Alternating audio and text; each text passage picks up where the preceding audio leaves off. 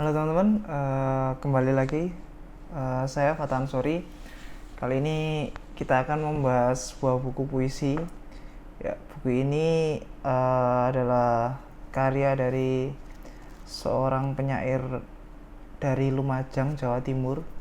Buku ini diterbitkan oleh Ruwa Aksara. Buku ini berjudul Igawan Seismograf, karya Halim Bahris. Ya, bisa dilihat ya teman-teman ya, bukunya, penampakan belakangnya, punggung buku.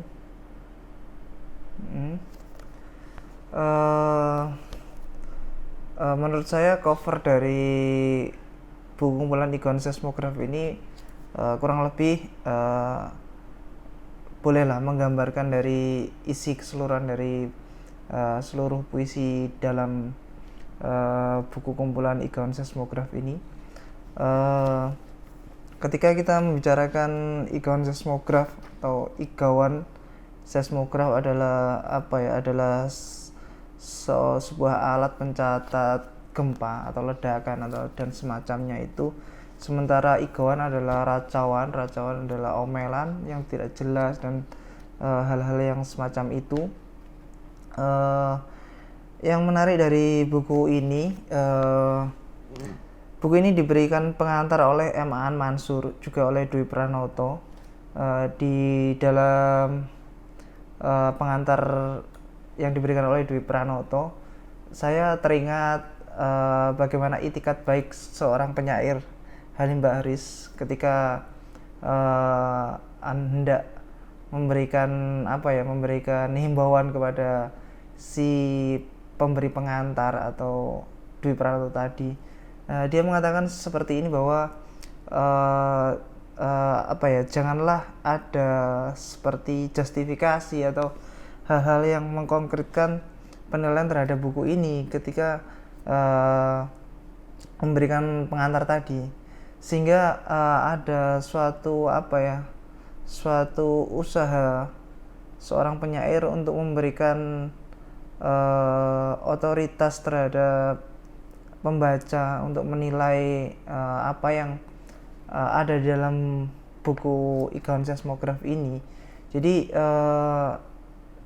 penyair seakan-akan memberikan keleluasaan bahwa semua orang boleh menilai, boleh mengambil atau apapun di dalam buku yang telah ia baca. Dalam Igawan Seismograf ini ada beberapa kelompok, atau saya menyebutnya di sini adalah etalase puisi. Etalase puisi ini dalam Igawan Seismograf ini ada 5. Yang pertama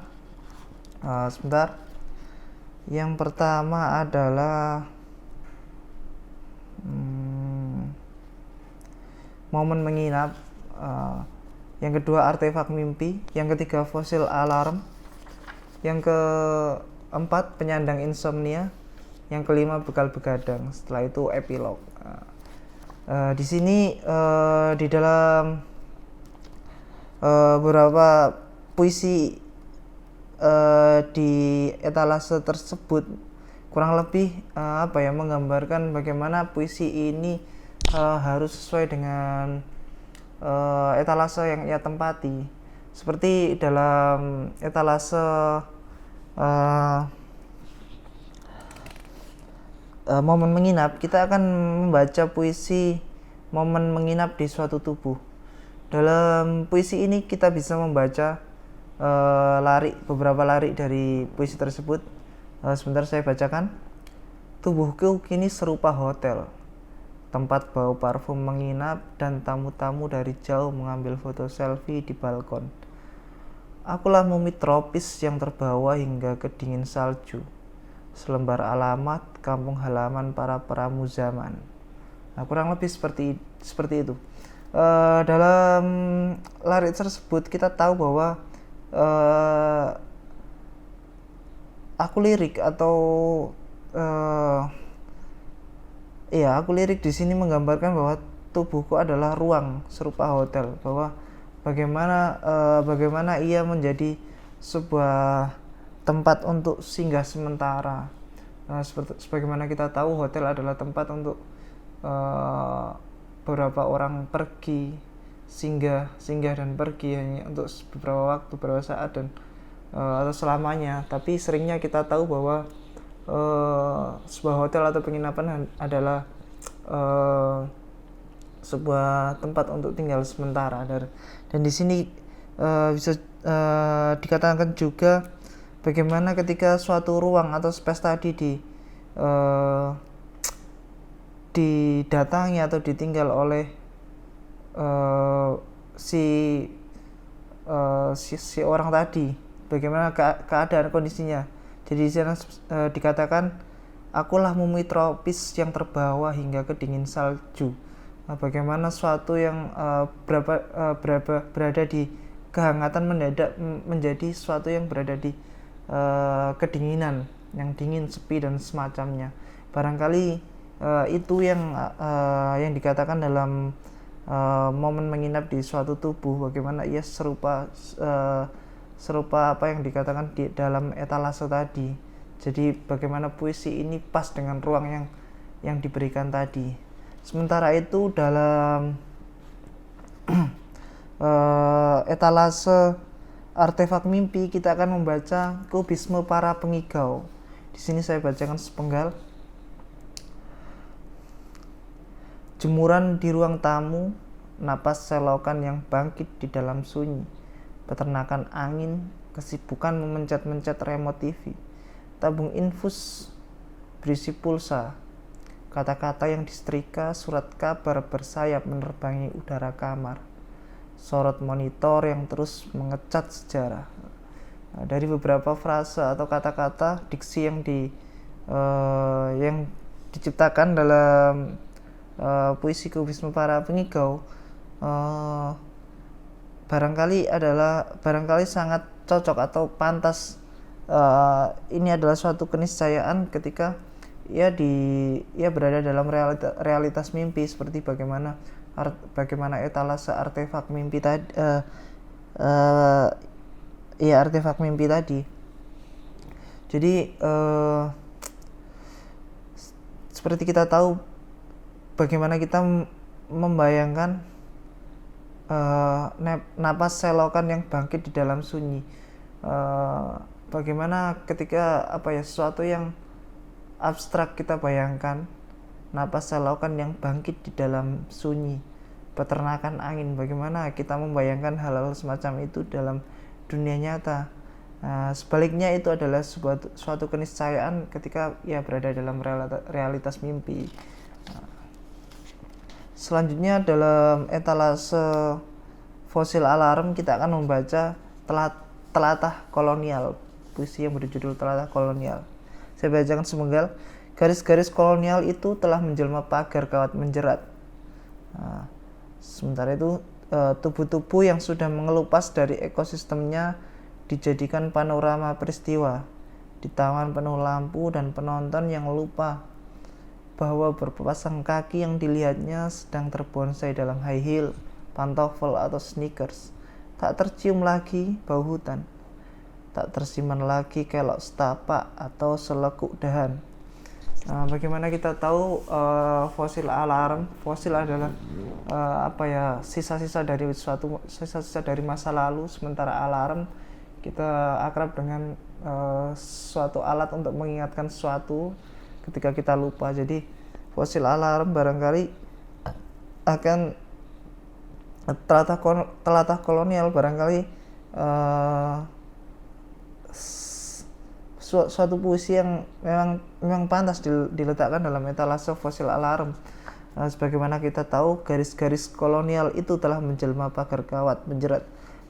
Bagaimana suatu kolonialisme diibaratkan dalam suatu benda, yakni pagar kawat menjerat. Bagaimana ia memang saksi bisu dari sejarah, dan hal-hal semacam itulah yang tersisa pada masa ini untuk mengingatkan pada masa lalu kolonialisme itu tadi.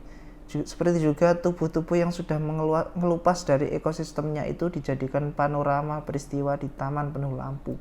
Bagaimana suatu yang dulu memang menjadi menjadi saksi sejarah masa lalu, kini menjadi menjadi suatu panorama peristiwa di suatu taman atau di suatu tempat wisata, barangkali semacam itu yang ingin dikatakan penyair dalam puisi Telatah Kolonial ini. Selanjutnya dalam etalase penyandang insomnia, kita akan membaca salah satu puisi berjudul Getah Subuh di Sekitar Stasiun Senen. Berikut saya bacakan sepenggal. Ujarnya subuh itu sembari mengemasi barang ke dalam gerobak. Ia mengeluh seperti menyatakan simpulan filsafat untuk terakhir kali, dan tak akan mengatakannya lagi kepada siapapun. Tubuh lelaki itu legam, dagingnya seolah selalu mengenakan balsam. Tatapannya mengerikan, menyerupai segelas anggur putih yang merendam sebilah pisau. Matanya seolah jadi gudang fermentasi bagi dusta, dendam, dan kesulitan memahami kegunaan Tuhan dan negara. Dalam puisi ini kita akan melihat bagaimana suatu puisi bisa pas dengan etalase penyandang insomnia, yang barangkali penyandang adalah seorang yang menderita insomnia adalah suatu gangguan dalam dunia kesehatan. Mungkin insomnia bisa menjadi suatu gangguan tidur. Jadi seorang yang mengalami suatu gangguan sulit tidur, sehingga ketika kita membaca puisi ini sangat cocok. Jadi ia menggambarkan bagaimana seorang yang menderita akan mengalami suatu yang menakutkan, mengerikan. Di sini dikatakan beberapa frase, beberapa diksi. Dagingnya seolah selalu mengenakan balsam. Tubuh lelaki itu legam, menyerupai, tatapannya mengerikan, menyerupai segelas anggur putih yang merendam sebilah pisau. Bagaimana ia menggambarkan atau menganalogikan tatapan yang menyerupai segelas anggur putih yang merendam sebilah pisau, atau matanya jadi gudang fermentasi bagi dusta. Jadi ketika kita memandang matanya, ada suatu gudang fermentasi bagi dusta. Menurut saya penyair benar-benar telah menggambarkan hal-hal dan semacam hal-hal yang mengerikan, yang serupa dengan seorang yang menderita suatu penyakit tadi. Sementara itu dalam etalase terakhir kita akan membaca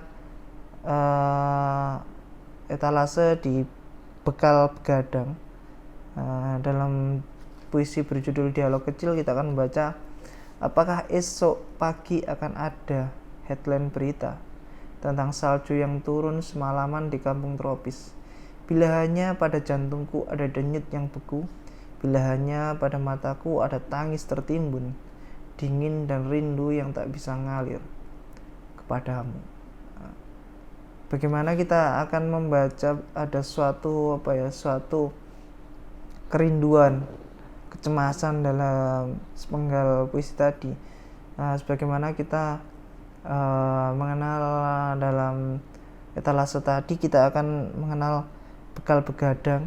Bagaimana seorang yang mengalami suatu kerinduan atau kecemasan, ia akan mengalami ia akan melahirkan banyak pertanyaan dalam kepalanya, sehingga itu sangat cocok sekali atau sangat pas ketika itu menjadi bekal untuk begadang. Jadi orang yang akan terjaga pada suatu waktu tertentu. Di sini umumnya begadang adalah suatu pekerjaan yang dilakukan oleh seorang ketika menjelang malam, saat orang-orang mulai terlelap, mulai tertidur, hilang kesadaran semacam itu. Jadi orang-orang yang mengalami kecemasan, mengalami kerinduan akan suatu waktu yang belum terjadi, ia akan memikirkan banyak hal, termasuk pertanyaan-pertanyaan tadi dan semacam itulah. kurang lebih saya hanya bisa membacakan beberapa dari sekian banyak puisi di Igaun Seismograph ini. Sekilas saya membaca Igaun Seismograph ini adalah suatu puisi yang barangkali kita sering dalam dunia nyata, orang-orang yang mengigau, orang-orang yang mengatakan ocehan, racauan dan semacam yang samar-samar, atau orang-orang yang mengatakan sesuatu yang bukan pada porsinya. Tentu saja ia akan kita caci maki, kita celatu barangkali. Jadi semacam ini ketika ada orang-orang yang gundal atau semacamnya memberikan petuah-petuah arif terhadap kehidupan, ia akan dicelatu oleh teman-temannya. Baru makan apa kau? Jangan bermimpi, atau baru saja kerasukan setan mana kau? Barangkali penyair dalam Igaun Seismograph ini ingin menjadi sesuatu yang tidak dicaci maki oleh ketika dia membicarakan banyak hal yang bukan porsinya. Dalam ketika kita membicarakan Igaun Seismograph ini adalah suatu racauan, suatu ocehan yang menyinggung banyak hal. Jadi dalam Igaun Seismograph ini saya rasa Halim Bahris atau penyair adalah penyair melakukan secara sadar, ia membicarakan banyak hal tentang sejarah, tentang kecemasan sehari-hari, membicarakan dendam kolektif masa lalu yang dilakukan oleh sebuah negara dan semacamnya.